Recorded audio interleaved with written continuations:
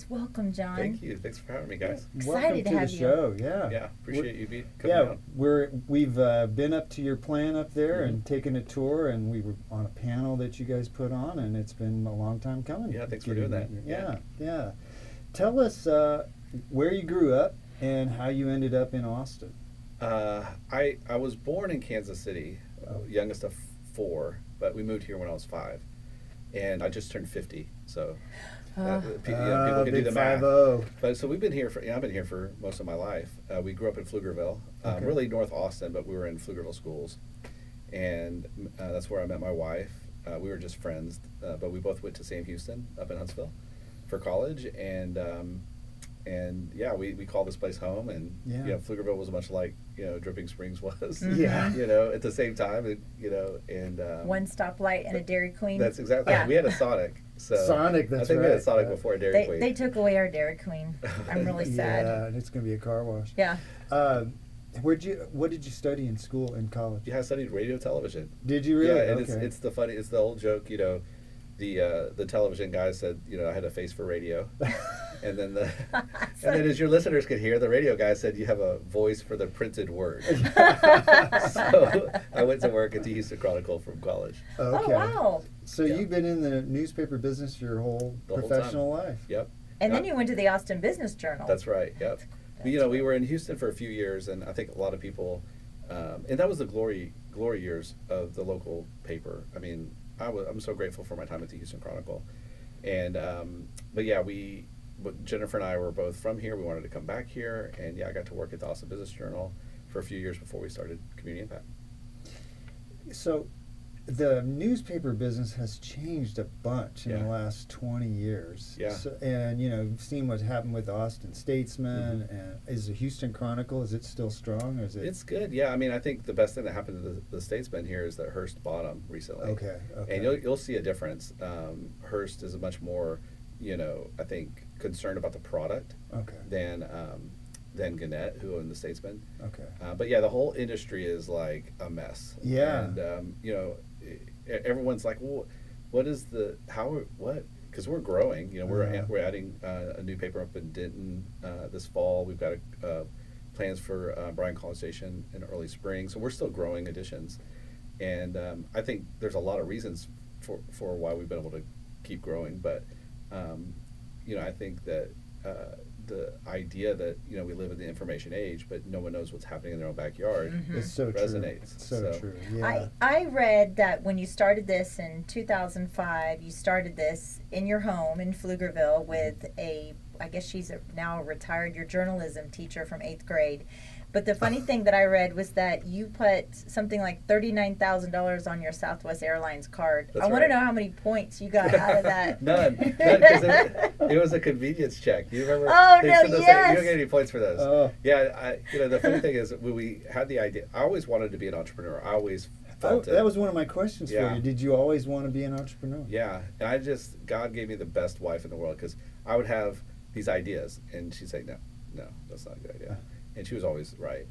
And but it was really cool is I really did want to be an entrepreneur by the time I turned 30.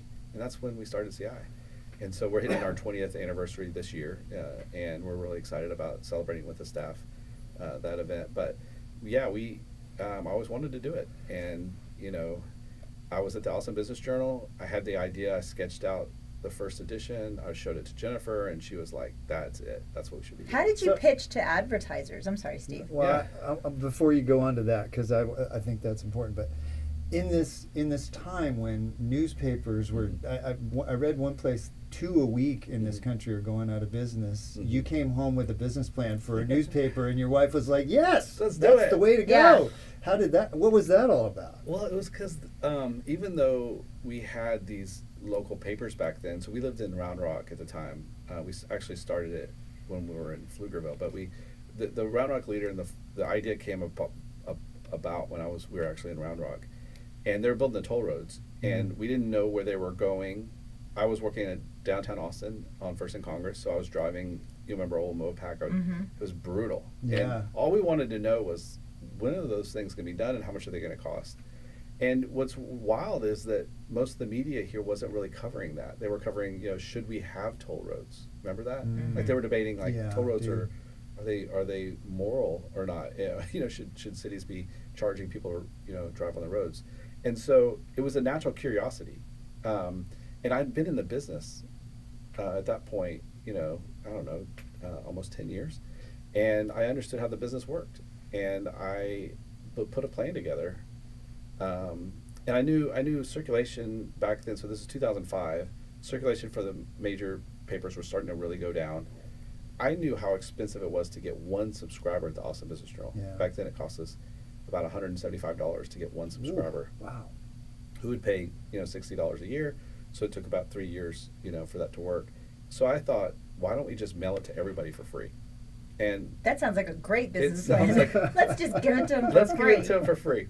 And so I don't know, I just put together, okay, well, how much would that cost, and how much revenue we would have to get, and there was a lot of naivety, I think, but I just thought we could do it. And I showed it. There's one business owner in particular who I won't name because everyone would know his name.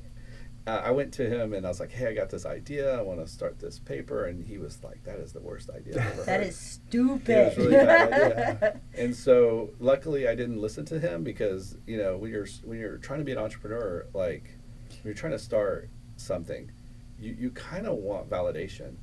At least I did. I kind of wanted people to be like, encourage you along the way, but I didn't get that. Like I got That's the not exact the way, opposite. That is not the way of the entrepreneur. The Yeah. entrepreneur gets a lot of criticism, Yeah. and they have to fight through that. Yeah.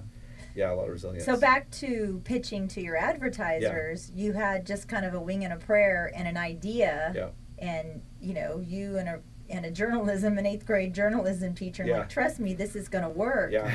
So the first advertiser that decided to believe in you and jump, Mhm. did you build off of that, or? Yeah, like, well, look, I don't know. I mean, I guess we did a lot of really smart things at the beginning that I don't think we knew were that smart. Okay, because I think when you start a business, you kind of have blinders on to what reality is. But what we did is we would go to the first people that we thought would be interested. We put together a marketing plan. We said, like, we're going to mail to 60,000 homes. Like, you're advertising in the Round Rock Leader, it goes to 7,000. The Statesman goes to like 5,000. We're going to go to 60,000, and we're going to mail it. So we were pitching the value. Even though it was a little bit more expensive dollar-wise, the cost per household. That's kind of how we pitched it. And I think the thing that we did was really smart. Was we said, okay, look, buy the first one for half price if you sign up for 12 months. And there were advertisers after we hit our 3-year or 5-year anniversary that said that they only bought the ad because they thought we would have a month too. So they were stuck, and that allowed us to build. And I remember, so we started in September 2005. I remember I knew we hit it. We made it in January of 2006. When we crossed $50,000 in monthly revenue in that month, and I was like, okay, I think we made it. And I just remember the feeling of being outside and at this condo in Pflugerville and just celebrating it personally, just personally celebrating that we had I thought we kind of You made went it. from the red to the black Yeah. at that point, and it was like, okay, the sky's the limit from here. Yeah, and that was key because we were ready to expand, and so we did. So we started Leander Cedar Park in April of 2006. So and then just about every 6 months we So started a new paper. who were your first reporters? Was that you and Jennifer? No, well, sort of. I don't really know how to write.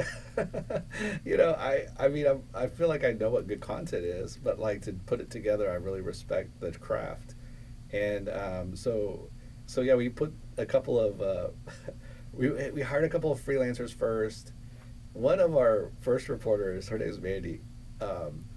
We gave her like a pseudonym, whatever they call them, where she basically wrote under another name, so we looked a little bit bigger than we were. So we had a couple of reporters, but we really didn't. It was really her. So yeah, we kind of just scrapped together. That's My parents smart. did some restaurant profiles. We kind of pieced it all together the best that we could on the editorial side.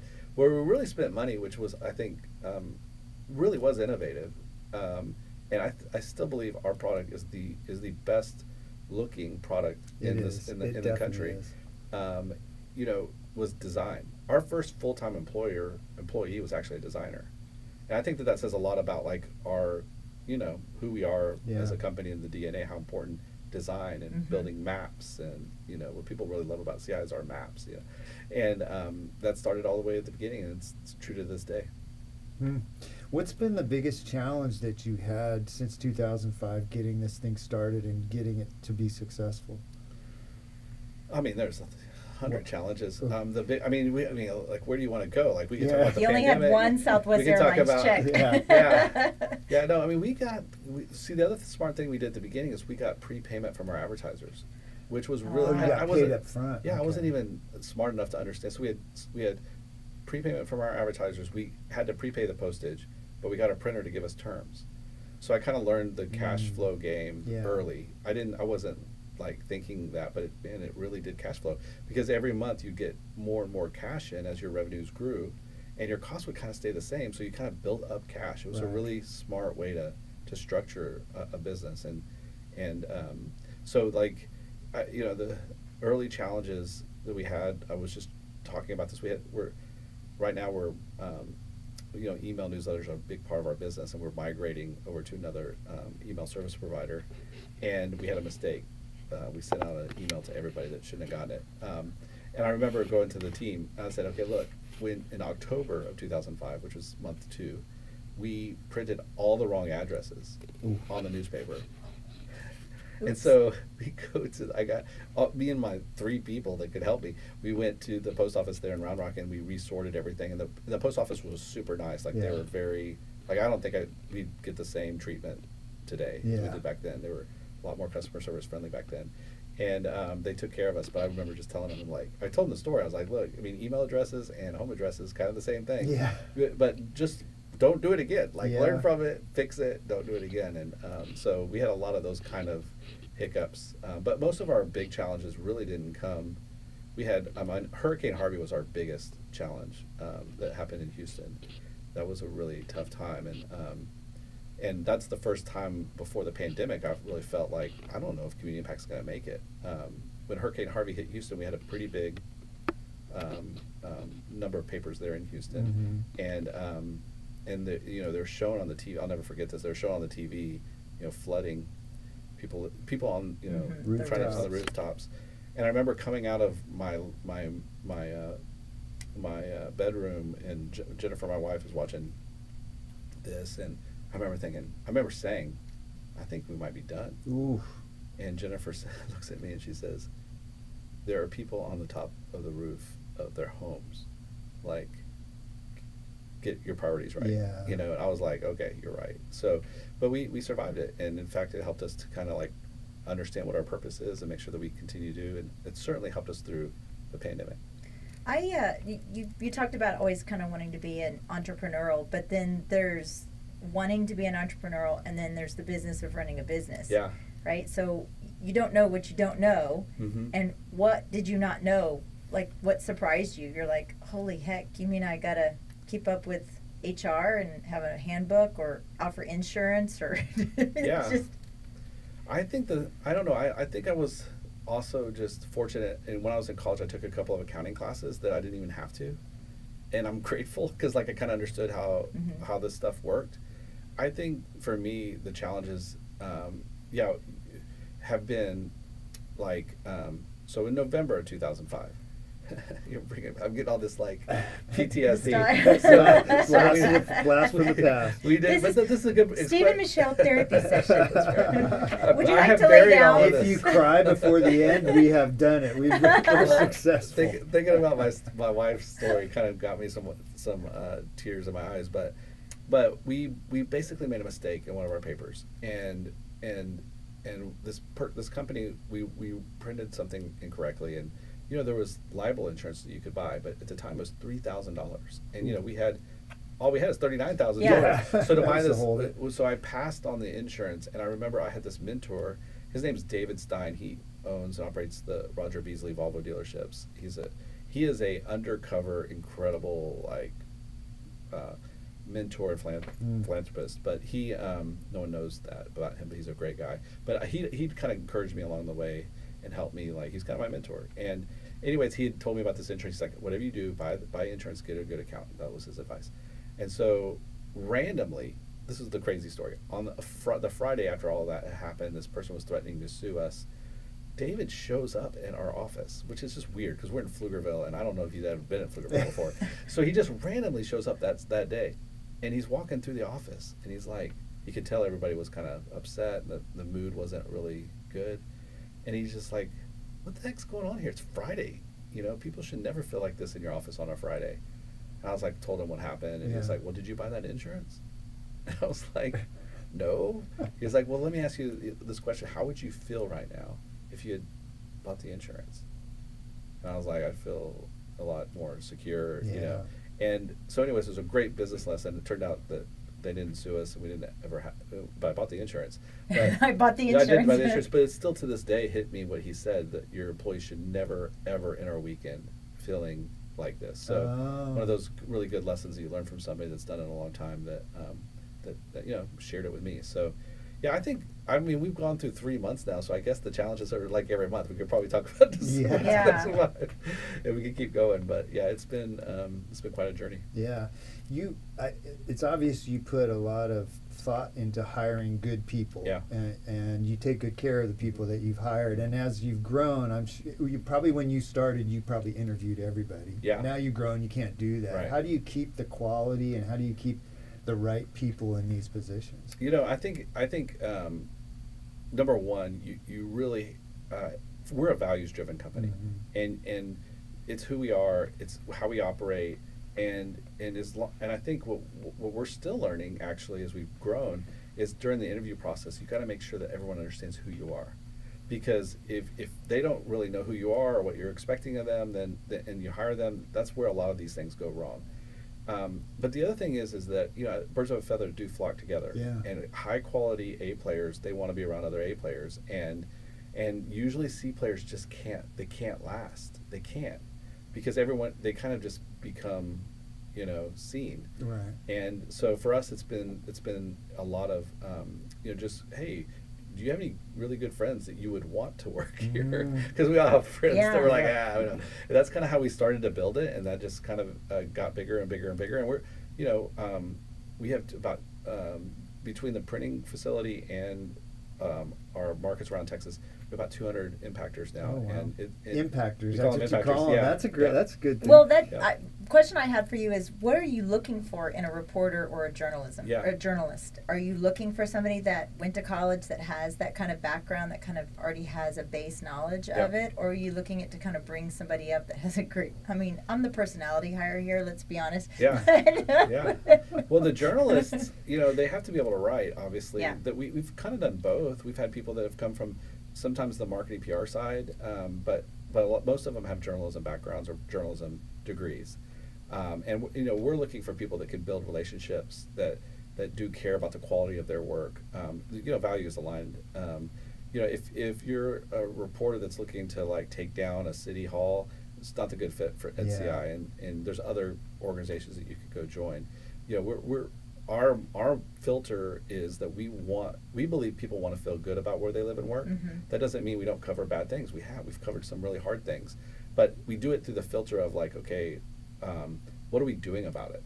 What's the city doing about this problem? What's the school district doing about the problem?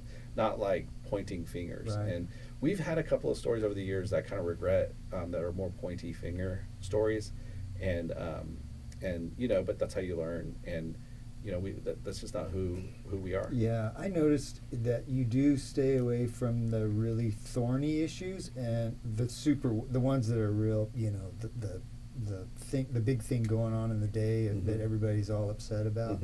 But you never go into opinion. Right. Yours are very factual. But this is what happened. This person said this thing happened. But in other journalism, I see a lot of blurring lines between what is opinion and what are news facts. How do you keep your staff focused on that? Yeah, I think shot caller, just listen, it's hard because everybody has a worldview. Yeah. And every newsroom, there's a group of people that have a worldview, and the reality that a lot of newsrooms and a lot of journalism programs around the country are not very progressive is you're just not being honest. But the reality for them a lot of times is they think that progressive thought is actually in the center. So that's I mean they really do. Yeah. And so they anyway, so to answer your question, we honor everyone has a worldview. Sure. But here's what we teach. No one asked for community impact to show up in their mailbox. And if you don't have humility and curiosity about the fact that we're going to show up in somebody's mailbox, they're going to bring it into their home, and we try to assume like left or right that they are, that is a huge mistake. Yeah, I agree. And it's not being very kind to do that. So like we really try to teach to our newsroom that, hey, like we go to everyone, you know, and we want everyone to want to understand the issue. Yeah. So make sure that if we're doing controversial issues, I mean, come on, like the vaccine debate, the Yes, masks sure, in schools, sure, like yeah. those things come up. Even taxes frustrate people. If you approach it that, hey, like, okay, this person that goes to this house might be more conservative. What voice do they need to hear Right. on both sides, and the same for the other side. So we are different, and we drive a lot of journalism institutions crazy. I bet.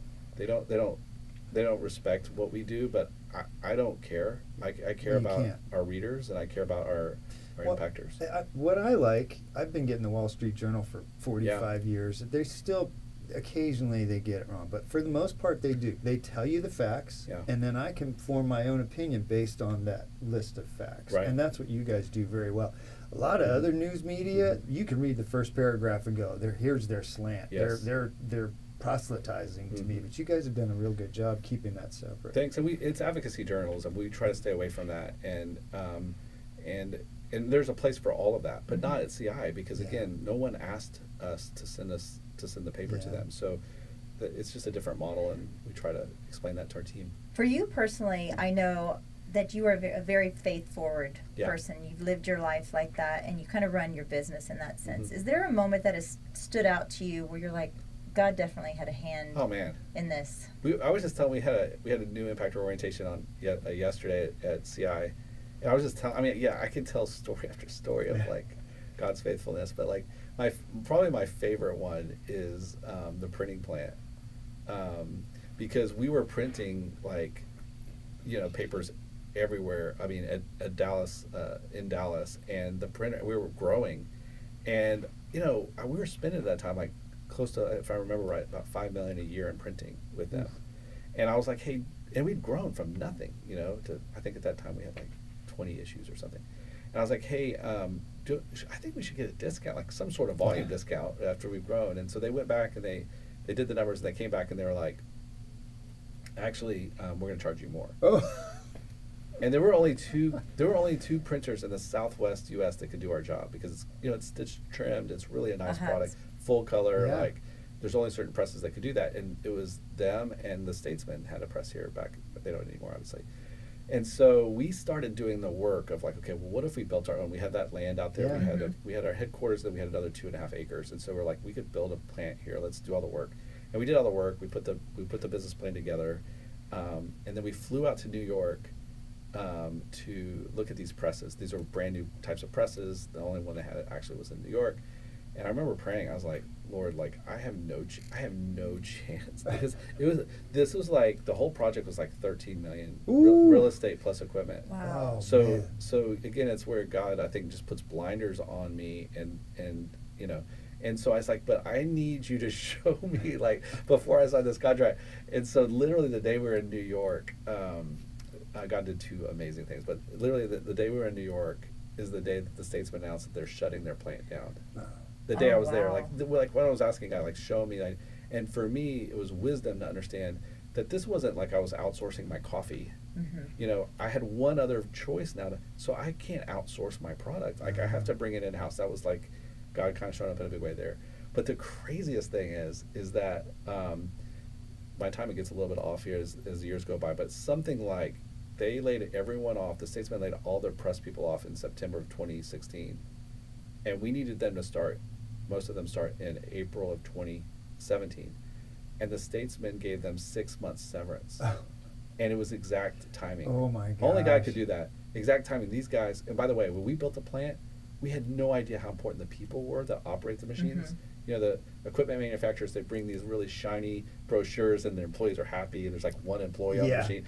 But it's truly, printing is an art. You've had some people there with you a whole long time. We We met met a some couple of of them, them. yeah, when we And were- whole just time. the concert of these people are going off shift and they're going on shift, Yeah. and just the Yeah, way and it laying was. out the papers and the folding and the cutting and the stacking and the sorting. And, It's crazy manufacturing, but the art of the actual printing press is what's was the most valuable to us. Yeah. And so they got 6 months severance and they started right on time, right when Wow. we needed them. So the timing was incredible. When you made that transition to owning your own equipment, Yeah. how much did your costs go down versus getting it printed in Dallas? Yeah, it was one of those things where you're looking for validation, and I had a friend that was very wise, and he said, "Hey, you need to tell your printer that you're doing this." His name was Brian, and he basically said, I was scared, but obviously if we're going to greenfield a printing plant, they're going to see it or they're going to know it. And so I was honest with them, and so they flew. They were, of course, they didn't want to lose the business. Sure. They came down and I showed them our whole business plan to the cost of ink and paper and all that stuff. And he's like, "Oh no, you're way off. When I pencil it, you're going to lose $1.5 million every year." And we don't know. Like, we're trying our best. We've never done manufacturing before, but we had a printer that was in Houston that was helping us with the math, and we just felt like, okay, we believe in the math. And so, anyways, yeah, the printing company is technically a separate company, and just crazy how things work like this, but we actually print like all the Texas business journals now. So Austin, Houston, Dallas, and San Antonio. So we have other business that we print, and so it's a profitable company on its own. And when you had things like the paper shortage in the pandemic, when you have it, we kind of have our own, in-sourced but separate company.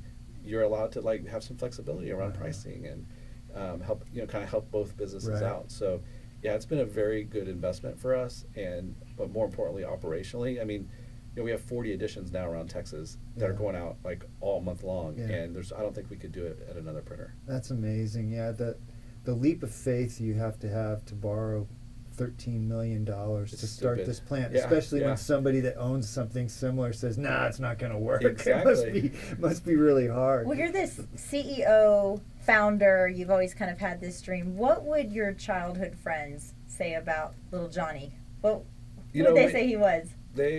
Childhood friends, they would say, there's a little bit of gremlin in John. Don't feed him after midnight. Yeah, he gets a little crazy. Don't want water on him. Yeah, don't bring any of those friends on board here. I don't think. Oh, hold on. We have one called in right now. Ouch. It's all true. I'll just admit it right now. So I think I don't think that most of them were surprised. I was always a debater.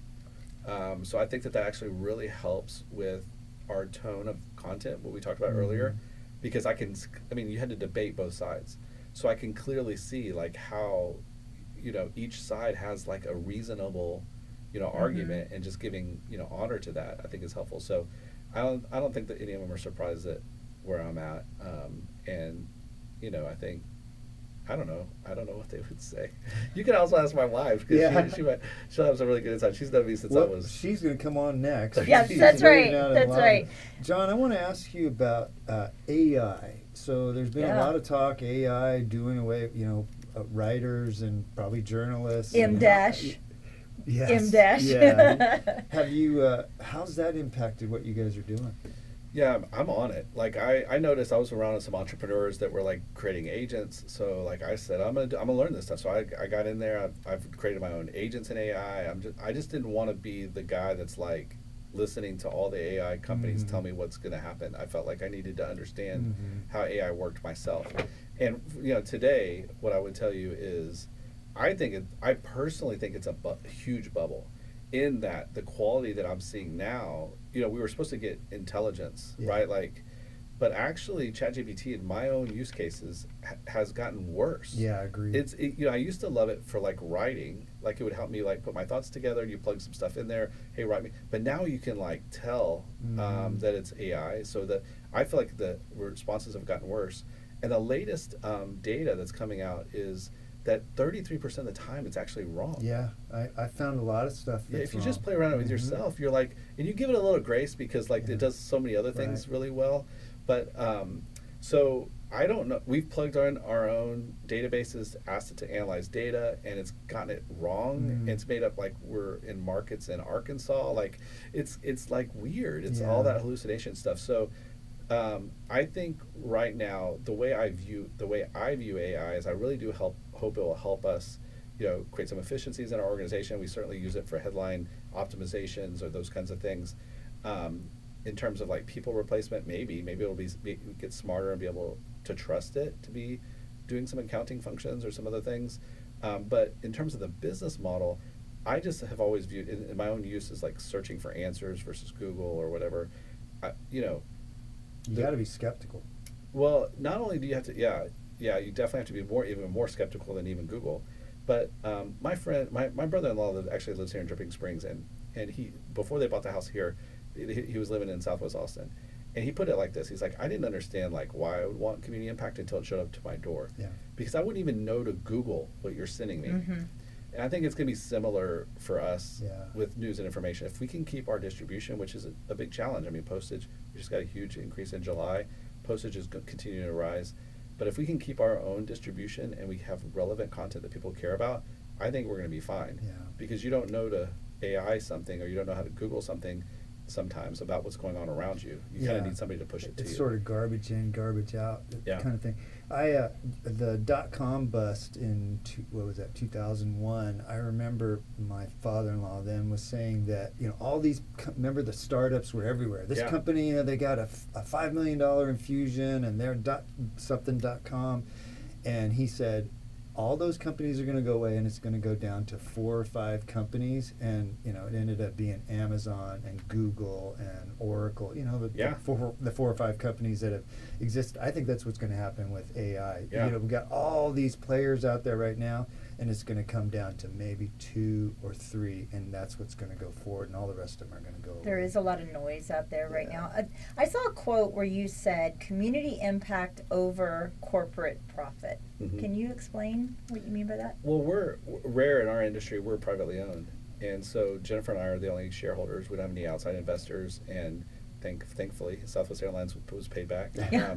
And I'm grateful for that, because I think what it means is that we get to put our people first. We get to put our profit second. We get to put our purpose first. But to be a healthy business, I mean, we want to build a 100-year company, and you have to have profits. Like you cannot pay your people, you cannot innovate, you cannot grow, you have to have profits. So, for us, it's that balance. How do we have a fair, healthy, profitable company with making sure that our people know that they're really cared for? Yeah. And so that's kind of where I put it. And if you look at the news organizations in Texas, the mom and pop type news publications were one of the few left. Weren't you? Didn't you say something? Refrigerator journalism. Journalism. Yeah, But that's so true. Especially being here in Dripping Springs, we're kind of in this like void of stuff, and it's probably why we have a lot of the listeners that we do locally here in Dripping, because people will say, "Oh, well, I didn't even know that. I had no idea." We're following the same model you do, which is we specialize on a small market and we get very involved in it, and we have all different sides, and everybody can come in here and they're all welcome, and so we open it up. Do you ever, talking about your employees, you obviously value your employees, do you ever wake up in the middle of the night sometimes and go, oh my God, I got 200 people depending on me to pay their rent and their mortgage, and that's a lot. It's a lot of pressure, and I don't think sometimes employees realize that. How do you deal with that? I try not to think of that. Can you give somebody at the table here tips? Yeah. As you mentioned, Michelle, I my faith's a big part of who I am, and one of the things that I've never really understood from I actually have a lot of empathy and curiosity around entrepreneurs who aren't Christian, because there's that old saying that it's lonely at the top. And I really believe this with all my heart. I mean, even Jennifer, my wife, like, I can go to her obviously with everything, but I don't, because there's a lot of stuff I just don't want her to worry about or whatever. But I have found as a follower of Christ, like if you know Jesus, it's never lonely at the top, and that seriously has sustained me through some really hard times and unknowns and confusing times. You lose a really great employee.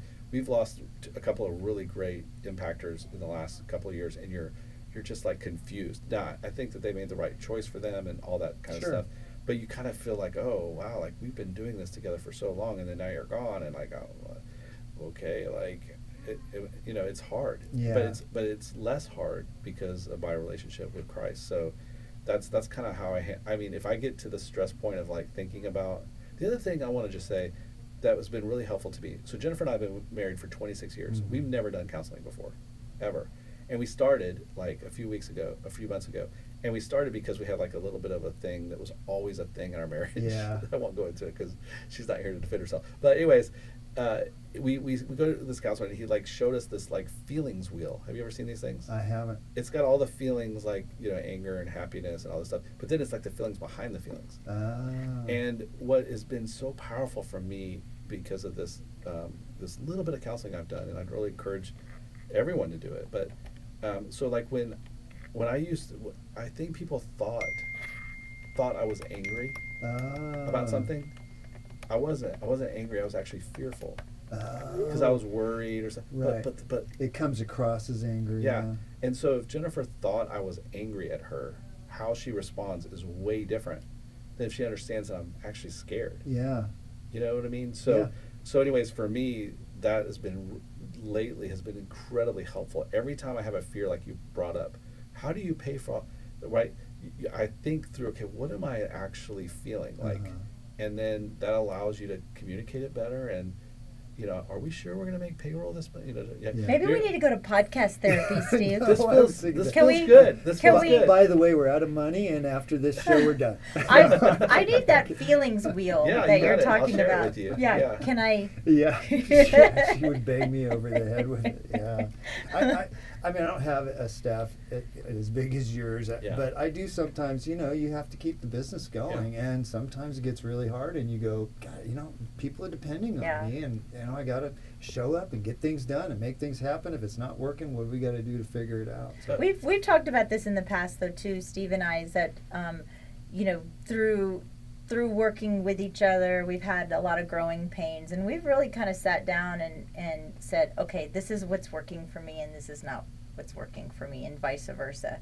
And in the starting of the podcast, I was never one to take constructive criticism without getting my feelings hurt, and I think he was the same kind of person, and now we're just trying to make each other better on what we do. And so if he says, hey, last time you interviewed, you were saying a lot of ums or whatever. If I'm like, I can hear you breathing, Mallett. Like, I'm gonna stop drinking. Yeah, stop drinking. But it's like I'm taking it to heart because I know he cares about me, and I know we care about this craft together. So it's nice to have somebody on your side, and you just want to make. It isn't just each other being critical to be critical. Yeah, and I'll tell you, like, what you do as an entrepreneur and the pressure that you feel to take care is amazing.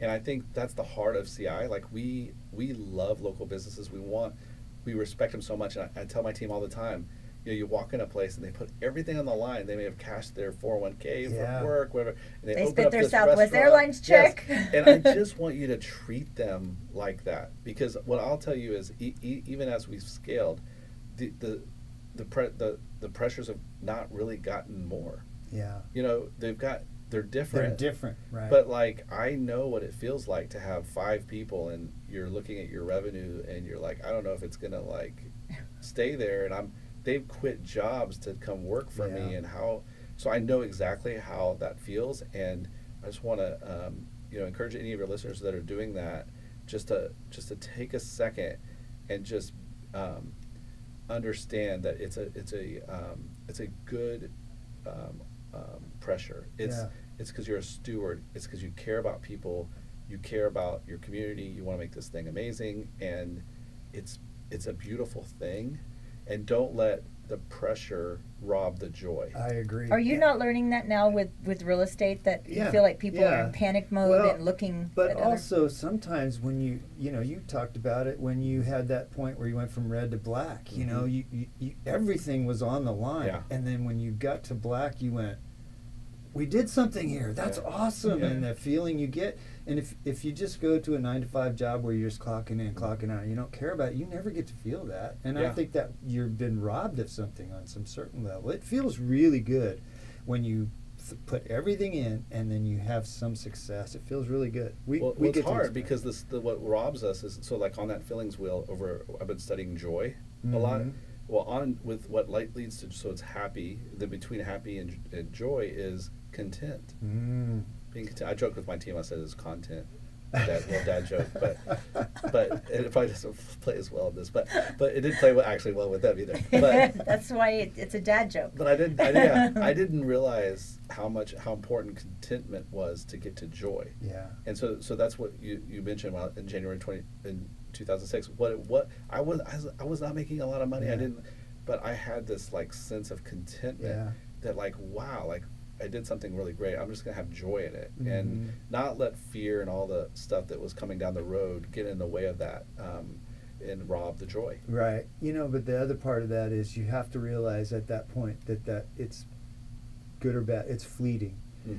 Another challenge comes and you get stuck in it and you're down in the trenches doing and then you come out of that and you're like, oh, it worked, okay. And so it's up and down. When you're an entrepreneur, you have there are sometimes I'm sitting at home at my breakfast table going, I don't want to go do this again today. And then there are some days like, I'm going in at 6:30, you know. So, but it goes up and down, doesn't it? What do we say? We want to sell pencils by the beach. Yeah, that's our thing. That's our goal. We're When just we're going to having shake a really pencils. rough day. We're like, we're going to go sell pencils on the beach because that sounds more. That's fun. all we're going to do. But then you get hit with a tariff on pencils. Yeah. It's always something. Hey, there's a great quote from a friend of mine that says it so beautifully. It doesn't matter what business you're in. The quote was, every business is a loosely functioning disaster. I love that. That sometimes makes money. Yeah, I love that. I just love that because it makes you feel better. Yeah. Every business is come join me at CI. You'll see. It's a loosely functioning disaster that sometimes makes money. I love that. I love that. It's controlled chaos. Yeah. What? I know that your daughters, you're looking at getting your daughters involved in this. What is your prayer for the future of CI right now? Yeah, I think we would love for it to be multi-generational. Like we're thinking in 100 years, as we think about decisions. And I have 2 daughters that are super interested. I think my senior at Texas is studying journalism. I think she wants to get in the business. But we want her to maybe go work somewhere else for a few years. And then Ruby's at Arkansas. She's I call her our rainmaker one day. But I don't know if she wants to be in the business. She's mentioned being in real estate. Yeah. But we'll see what she does. Come sit and talk with us. She's a rainmaker for sure. And then Sophie's she's a senior at McNeil, and she is the editor of the newspaper up there, which we get to print, which is really kind of fun. Oh, that's cool. But we'd love to have a multi-family, multi-generational business, but we're also like not pressuring anybody. And it's got to be their own journey. It totally does. And I think what's fun for them is,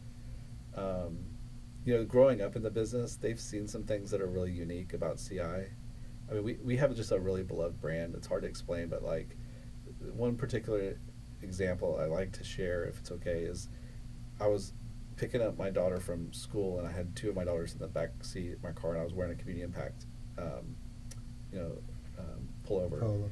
And this woman pulls in right next to me, and this other lady comes in. There was some kind of road rage happening, and one lady was talking to this lady who parked next to me, and she was berating her. Anyways, she stops berating her. I unrolled the window, and I was like, hey, don't worry about it. Don't let it bother you. She's maybe just having a bad day. Like, you didn't do anything wrong. Let's move on. Well, that lady who was yelling at her saw me yelling at her, and she comes around to my windshield, and she's pointing at me like, what did you say? What are you? And then she saw my logo, and she just stopped. And she said, do you work at Community Impact? And I was like, yeah. And she's like, I just love that paper. And my kids have seen stories. Like, I'll be at HEB with people just stop me. Do you work there? I really like that paper. So I think that they're teachers. Like they like Community Impact. So I think that they've been raised with. They understand the brand's kind of like beloved. Yeah. And I think that might help me when they're looking for a Yeah. job.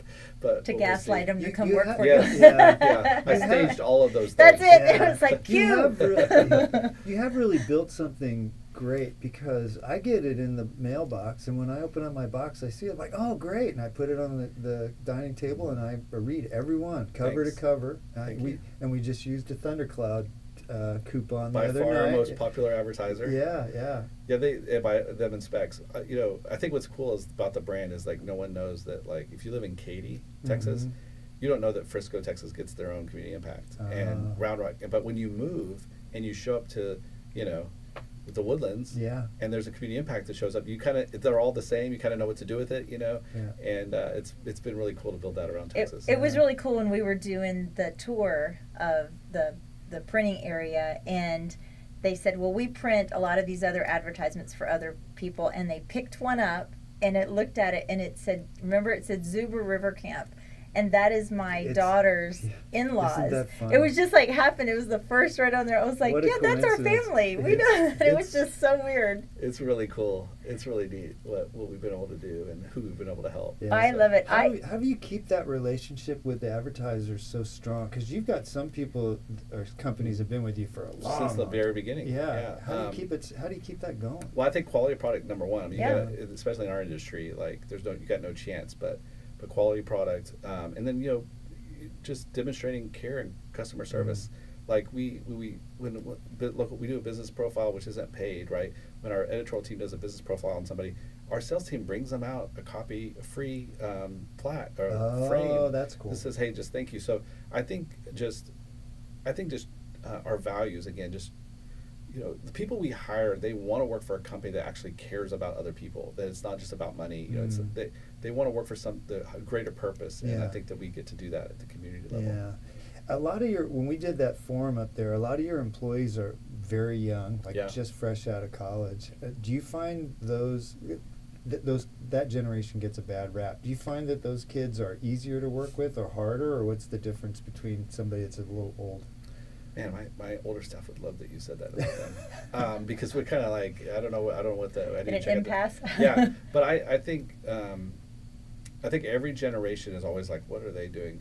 I think I'm old enough now that there's really two generations now below us that are starting to come through. In fact, we just hired somebody that's was born like 2 years before we started the company. Oh, We're like, wow. whoa, but I think that the best thing that the younger generation has taught us is one huge thing that they've done is they've destigmatized mental health, like trying to get the stuff I'm talking about, like they've totally have made that like normal, and I love that about them.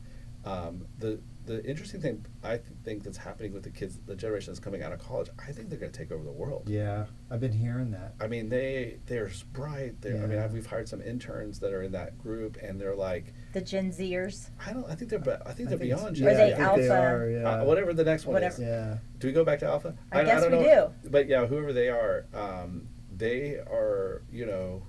they're just different, and they seem so far incredibly bright, but also like let's do it, like motivated. It seems like they're almost looking at the world from a different perspective than the rest of us. They have I haven't wrapped my head around it yet, but you're right. There are some very bright kids, It's because fun. they're kids. Yeah, Yeah. being around them is really neat. And I think what's different about what we have to do is in our generation is we have to let them. Yeah. Like we have to let them go. Rather than squashing them into the box, is you the got to way- give them some leeway to change. Go things. fail. Well, that's Yeah. that's a question I had for you. Is if your daughters take over the business one day, Yeah. what is one thing that you would say you cannot change this thing? No editorializing. Yeah, I think- don't I let me think, see yeah. one. If I see one editorial, I'm Yeah. coming up from the opinion grave. article, Yeah. I'm gonna haunt you. I'm done. I That's can't the do it. keystone of Yeah. your business Yeah. is because you open it up, you just get the news, you Yeah. just get the facts. Let's That's go. what you want. Yeah. And it's not tainted one way or the other. Yeah. You mentioned I might have seen it in Texas Monthly. You Mhm. had a sabbatical. Yeah. So. Did you need that? Was that a mental health sabbatical? I feel like we all need Well, yes, don't I you do. need a sabbatical right now? Yes, Yeah. yes. I took a sabbatical, and I did a mission trip. Oh. I that's a big part of like who I think I want to be one day, is doing more on mission stuff. But I also just kind of got a way to think, and also the best thing is I gave my team room for them to breathe, and it's really nice for them to just operate without us doing this. Here, you got to do this, you got to do this. So they got to operate and they got to breathe. So yeah, it was an incredibly valuable time to me. I want to take one every year. And I have friends that get to do that. I can't do that, but right now, but I have friends that get to do that, and I really think it's smart. If you have a good team, it's good for you, and it is good for your team. We did a 2-week backpacking trip down the Oregon coast, and Michelle held down the fort, and everything was fine, wasn't it? Yeah. I didn't burn Maybe the place better. down. Usually when I leave, it's better. Sales go up. Yes. There was a disco ball hanging in the office. That's right. And I some just empty do beer everything. cans and stuff, but I just overlooked it. It was fine. Yeah, it was Deep fine. Eddy's our sponsor, so that tells you Thank you, anything. Deep Eddy. Thank you. For sure. Did you want to do? I your do. rapid I have fire? a couple of rapid fire. This one is very important. Okay. Are you Michael or Jim in the office? Definitely Michael Scott. You're Michael Scott. I think I'm Jim, but I'm Michael Scott. You're Michael Scott? For sure. If you weren't running CI, what would you be doing? Or what would you want to be doing? Or what would you want to be doing? I mean, I think right now I would tell you that I would want to be like doing some sort of mission work, like not for pay, right? Just to go do it. If I could just do anything, there's a, global outreach pastor, for example, at our church that we go to, and I'm like, man, he's got the best job because he's just going to check on missionaries and lead teams and stuff. I think that would be really fun. You're kind of doing missionary work. Yeah, you mission kinda work are, already, because on paper. you are providing a service to your community. I did some research, and when people get information like you provide, they vote more. Yeah. There's less political corruption. There's all kinds of benefits to having this ultra local news. So you're providing a great You're service doing to the it. community. You're definitely doing it. Out of all of the headlines that you've had, does one stand out as your favorite newspaper headline that you've ever published? Yeah, my favorite one we did was how Dell changed Round Rock. Oh. And it was a really well-written piece. I think Dell was hitting a certain amount of years, and that whole story, that whole economic development story, was just like amazing that they took him from Austin. Dell was in Austin, Round Rock stole him basically, and it totally changed that city. And so I just liked it because it was like so who we want to be as a news organization. We want to tell those stories, and we want to do it with data. We talked about the sales tax and all this stuff, the funding of the roads and how it impacted it. And it had all of it. All of it in there. Graphics, maps. It's been my favorite. We've had a lot of really great stories beyond that. I hope my editorial team is listening, not mad at me, but we've had a really good run of good stories. But that's my favorite. That was one of your favorites. If you hadn't told that story, it might not have ever been told. I mean, Yeah. you drive by there, you see that huge campus, Yeah. but you don't know the economic impact. Right. Part of the documentary. What do you hope your legacy will be one day in this industry? Not necessarily personally, but in this industry, the impact that you have made personally. What's really funny, I'm getting calls now from big news organizations that are asking us about our model. And most of the time they've kind of patted us on the head. I can tell you story after story after story of people in our industry that patted us on the head, looked down on us, or whatever. And now I think I've always had this heart to share, because I wanted to help, because I believe what we're doing is important, and I believe that I want the Statesman to be very, very healthy. It's I think it was the tide lifts all boats, and but they've just been so now it's changing, and they're I'm speaking at events. They're asking me to help do these kind of one-off phone calls, which I'm grateful for. So I would like the legacy to be that. What matters the most is what product you're putting forward for your readers, and if you do a good job of putting the right product together, then you will get advertisers. If you build your whole business around what you think the industry wants, or we are like the worst industry chasing trends. Yeah, we're the worst. And that's what they do. They all go to the same conferences, and they all get sold the same bill of goods. Echo chamber. It's like, oh, we got to do this, we got to do this, we got to do this. And I'm like, if you just put the product first, right? Put the product first. That's the way you got to start. And I hope that's our product is really, really good. It is. And if there's something I could do for the industry, it would be like help I think the Statesman is getting better at their product. I really do. But help these like large dailies and others that are so important to the communities we serve, the resources they do, I would love to be able to. That's a great do that. lesson just in general for whatever you decide to do in your life. Just put forth a good product. Just do the best you can every day, and other good things will come from it. It will. It's the hardest lesson to learn, but it's 100% right. Yeah, And I don't know if this has been said about you and what you and Jennifer have built, but you really have put the impact in all of our communities, and we are really excited that we got to sit down and break bread with you and introduce you to our community face to face and here in the Dripping Springs. Thank you so much. You're really a mentor in a sense for us as well. Well, y'all keep doing it, because together, like I said, it makes Dripping Springs better. Like if we have a great Dripping Springs paper and you continue to do what you're doing for your community here, I've heard it. You bring in when the important issues happen. You're talking to the mayor. Those are the things that like make communities great. And so thank you for you guys for what y'all are doing too. And congrats on what this is like 1,000 episodes now. It's like 180 or something. What is it? You're 191. 191. Look at you. Amazing. Yeah, Congratulations. It's Thank been you. really fun, and I love listening to the lessons that you've learned. It's a lot of the same things we've gone through as a business, but now that I know you, I've met you, and when the newspaper comes, I'm going to feel even better about it. Like, John's paper's here. So it's been really great. Thanks for coming in. Hey, you guys reach out anytime. Thanks, John. If we would just get together for lunch or coffee, let's do it. Well, I think would it would be love to do great. Yeah. Okay. All right. Thanks. Out. Nice. Thank All right, you good job, so much. guys. Isn't that fun? That was fun. We try and make it like we're just sitting around in a coffee shop, Yeah. just